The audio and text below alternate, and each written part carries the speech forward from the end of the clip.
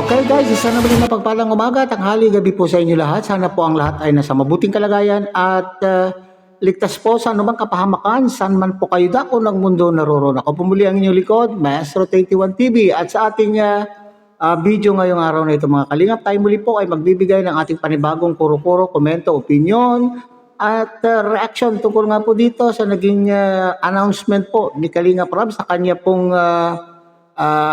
pong naging live kamakailan lamang po, at ito nga po ay ang pagtatapos ng ni Chris. Nakakalungkot pong balita mga kalinga, pero kinakailangan pong gawin. Intindihin po natin kung ano yung dahilan ni Kalinga Prab kung bakit siya po ay nakapagdesisyon na itigil na o tapusin na po ang tandem po ng Mick Chris. Okay? So, bago po yan, tayo muna po ay nagbibigay po guys sa ama at founder po ng Kalingap, Kuya Bal Santos Matubang, at tangkilikin po natin mga Kalingap, Ate Edna Vlogs, Kalingap Rab, at siyempre kung bagong silip lang po kayo, bagong dating lang po kayo sa ating munting channel, sana po ay inyo rin pong tangkilikin sa pamamagitan po ng pagbibigay nyo po ng like, share, and subscribe, at tuloy pindutin na rin po ang notification bell. At nang sa ganun tayo pa rin po ay magkita-kita at magsama-sama sa susunod pa pong mga reaction videos na ating gagawin. Likewise, mega love shout out sa ating mga kasamahan po dyan sa Karepa, Kalingap Reactor Party, sa pamumuno po yan siyempre ng ating Presidente Javier De Leon aka Virador, at ganoon din po sa ating mga Kalingap partners, Kalingap charity vloggers, lalo na po sa mga nariyan po sa iba't ibang Kalingap landing pad na mayroon po tayo sa ating bansa. Sana po ay inyo rin po silang tangkilikin at suportahan.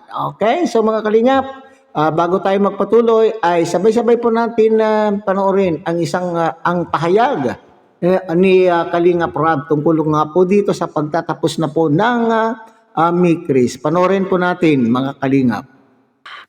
Kaya nakapag-decide kami, ako mismo nakapag-decide ako na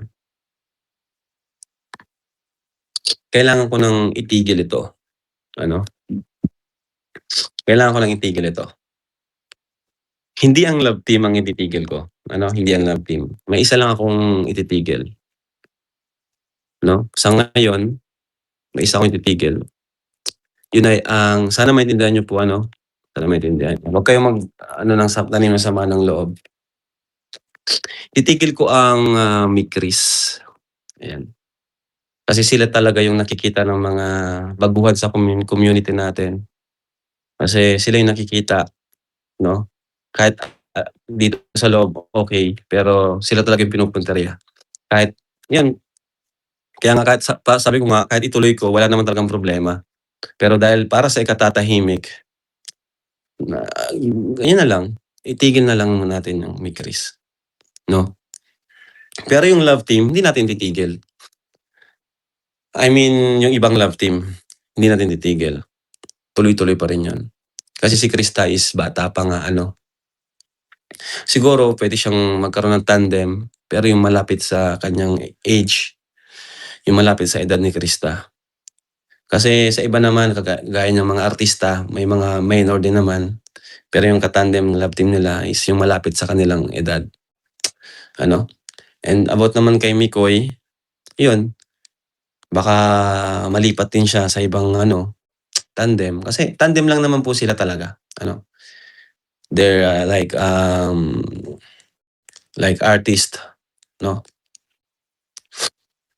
At yun, pasensya na po kayo. Salamat sa pinagsamahan natin. 1 taon din yun. Pero yun nga, kumbaga wala na tayong maisip na kasi kung puro kantahan, magsasawa ng mga viewers. So, si Krista naman, magaling si Krista. Kahit mag-solo siya, kayang-kaya niya. Si Mikoy, magaling din si Mikoy. Kahit mag-isa siya, kayang-kaya niya. So, pasensya na po, kailangan natin gawin. Kasi sila po talaga yung pinupunta rin ng mga outside ng community natin. Si Krista kahit solo, kayang-kaya niya. Kahit solong-solo si Krista, kayang-kaya niya. At isa pang dahilan, kasi nga may mga nangyari, mga issue about sa na hindi na natin kontrolado, hindi natin alam na may nangyayaring mga issue. ayoko rin ayokong bandang huli magsisi tayo sa huli, 'no? Kasi nga alam niyo na, mabuti na yung safe tayo. Mabuti na yung safe tayo. Kasi grabe ang mga hindi natin alam ang puwedeng mangyari. Hayaan niyo po si Krista, tuloy pa rin naman po yung vlog ko sa kanya. Si Mikoy, Kalingap K-Boys pa rin naman po 'yan. Malay niyo naman po, 'di ba? 'Yun, suportahan niyo lang po kung anong mangyayari sa kanila. Kung si Krista ay may mga katandem na kaedad niya or like tandem lang, 'di ba? Or kung si Mikoy may bagong mga ka-love team na malapit din sa age niya, like yung walang masisilip sa atin, 'no? Kasi before pinagbigyan ko kasi nga tandem lang naman talaga, kantahan, then sumikat, nag-boom, kumbaga para siyang artista dun sa mga natin. Pero ngayon talaga is kumbaga naubos na rin yung idea natin, wala na kaming puwedeng gawin kasi unang-una, si Krista ay bata pa, kaya mahirap talaga. Pero gano'n pa man, salamat sa Chris. Thank you so much sa Chris, grabe. Kay Mikoy, salamat sa'yo Mikoy, sobra-sobra. Yung pinagsamahan natin sa Chris, grabe sobrang sipag mo, sobrang yung mo, pinaghahandaan mo talaga lahat. At kay Krista, wala akong masabi sa batang 'to, walang reklamo, mainitan man ay sorry, napa-pause ako. Walang reklamo, mainitan man, mabasa man ng ulan, lamukin man diyan. Si Krista kahit talaga wala akong masabi kay Krista, walang reklamo 'yan. Napaka-talented, galing kumanta. Kaya 'yun, hindi naman natin masasabi din, malay niyo pagdating ng araw like mag-18 na si Krista, mag-19, 'yan magkaroon ulit sila ng tandem or love team, 'di ba? Okay, so yun po mga kalingap ha. So nakakalungkot man pero dapat po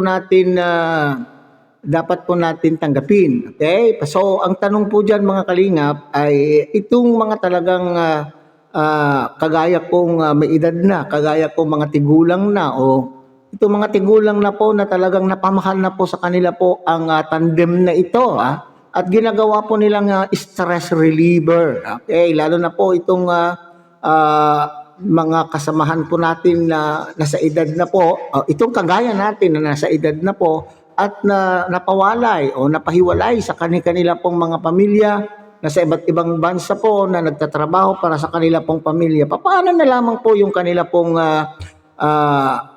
ginagawang stress reliever o pong source of enjoyment and entertainment. So, paano na lamang po? So, wala tayong magagawa. Unang-una, ang sinasabi po dyan ni Kalingap Rab ay kinakailangan tapusin sapagkat mainit. Mainit po ang mata ng mga tao na nasa labas. Lalo na po itong mga antay na parating nag-aantay po ng issue. Naghihintay po ng issue upang ibutas. Ibutas po sa kalingap. So, yan po yung mga rason, mga kalingap. At hindi lamang po yan, ang isa po siguro, kaya po siguro nakapag-desisyon na rin po ang Kalingap Rab. Dahil na rin po, at nakinig din po siya, mga kalingap, dahil na rin po sa pagpapatulpo ni Ining, dahil sa pagpapatulpo ni Marimar, ay maraming nakisawsaw, maraming mga tao ang sumausaw po sa issue at marami po silang napuna, marami po silang sinilip. Tama lang din naman po na makinig po itong si Kalingap Rab kung ano man po para walang sisihan po. Bagamat itong issue na maaaring sila po ay masabihan na o maaaring sila po ay makasuhan po ng child abuse or child abuse at ginagamit po nila itong mga kabataan at ipinaparis pa daw po. Narinig po natin po yan yung komento po ni Atty. Libayan. Ginagamit po ang kabataan para sa kapakanan po nila, inaabuso ang kanilang ang kabataan at ginagamit ang mga ito at ipinaparis pa daw po sa mga lalaking may edad na po, Dito sa Kalingap, walang problema. Dito po sa loob ng Kalingap, sabi po ni Kalingap Rob ay walang problema at naintindihan po natin sapagkat ito po ay tandem lamang. Okay? So for entertainment purposes, itong tandem po ng Mikris, hindi naman po love team, kumbaga. At ang konsepto ay kayo po ay alayan ng mga awitin na sila pong dalawa ang nandyan po, parang mga artista, mga kumbaga, mga Kalingap. So dito, dahil po sa pagpapatol po, pwede na bang sabihin po ni Ining, ni Marimar na siya po ay panalo?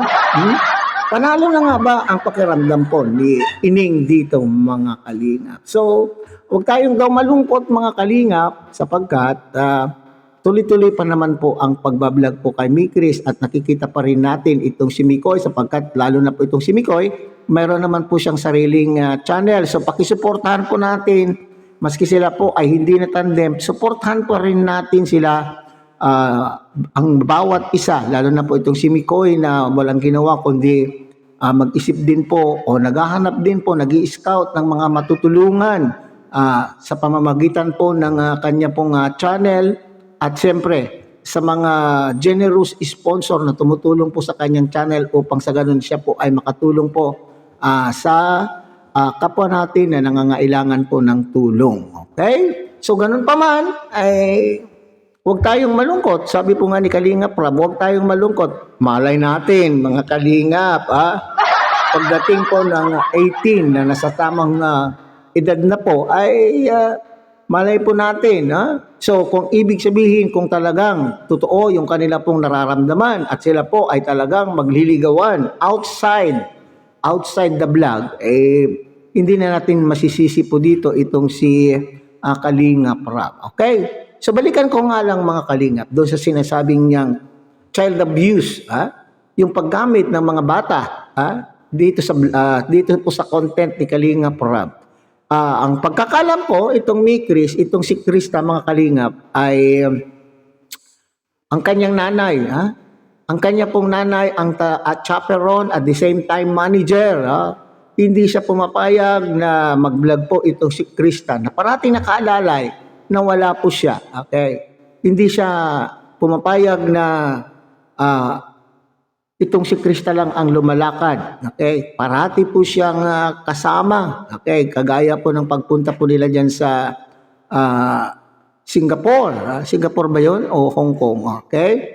Pagpunta po dyan sa ibang bansa ay kasama pa rin po ang kanya pong nanay. So, dito na naman po papasok yung sasabihin na naman po ang dapat sisihin ang iyong magulang. Okay? So, with the parent consent po siya. Okay? So, huwag tayong malungkot, mga Kalingap. So, maraming salamat sa pinagsamahan. Patuloy pa rin po tayong sumuporta kung ano man po ang marating ng bawat isa po sa Mikris. Okay?